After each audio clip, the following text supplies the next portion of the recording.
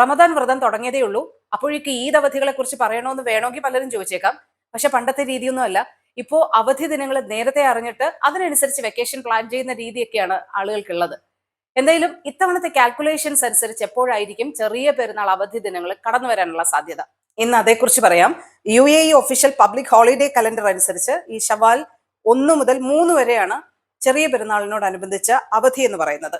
ഇത് non transferable ആണ്. അതായത് ആഴ്ചയുടെ ആദ്യത്തിലേക്കോ ആഴ്ചയുടെ അവസാനത്തിലേക്കോ ഒന്നും മാറ്റാൻ പറ്റാത്ത അവധിയായിരിക്കും ഇത്. പബ്ലിക് ഹോളിഡേ ആണ്. Dubai Islamic affairs and charitable activities ഡിപ്പാർട്ട്മെന്റിന്റെ ഒരു കാൽക്കുലേഷൻസ് അനുസരിച്ച് മാർച്ച് 20-നോടടുത്തായിരിക്കും ഈദിന്റെ ആദ്യ ദിനം. ഷവാൽ മാസപ്പിറ കാണുമ്പോഴാണ് നമുക്ക് ഈദുമായി ബന്ധപ്പെട്ട ഒരു തീയതി പ്രഖ്യാപിക്കാൻ പറ്റുക. റമദാൻ 29-നാണ് UAEയുടെ മൂൺ സൈറ്റിംഗ് കമ്മിറ്റി ചാന്ദ്രപ്പിറ നിരീക്ഷിക്കാനായി യോഗം ചേരുക.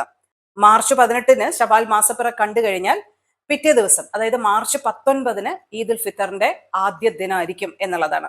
അപ്പോൾ 4 ദിവസത്തെ അവധിയാണ് UAEയിൽ ഇതുമായി ബന്ധപ്പെട്ട് ലഭിക്കുക.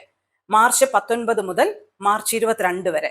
അതിനിടയ്ക്ക് സൺഡേ വരുന്നുണ്ട്, അത് യൂഷ്വൽ വീക്കെൻഡ് കൂടെ ആയിരിക്കും.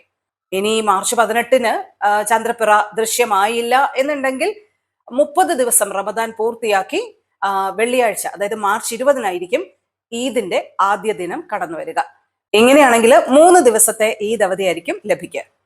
ഇനി കുറച്ചുകൂടി സ്മാർട്ടായി പ്ലാൻ ചെയ്ത് നിങ്ങളുടെ ആനുവൽ ലീവോടെ ചേർത്ത് കുറച്ചധികം ദിവസം നമുക്ക് ഈദ് അവധി എടുക്കുന്നത് എങ്ങനെയാണെന്ന് കൂടി പറഞ്ഞുതരാം.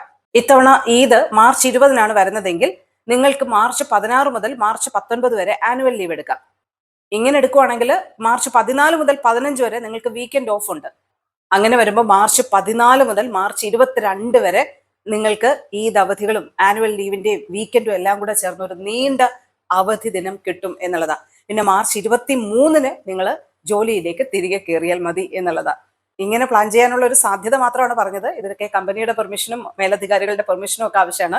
എന്തായാലും ഇങ്ങനൊരു ചാൻസ് ഉണ്ട് എന്നുള്ള ഒരു കാര്യം ഈദ് അവധികളുമായി ബന്ധപ്പെട്ടൊന്ന് ഓർമ്മപ്പെടുത്തി എന്നുള്ളത് മാത്രമേ ഉള്ളൂ.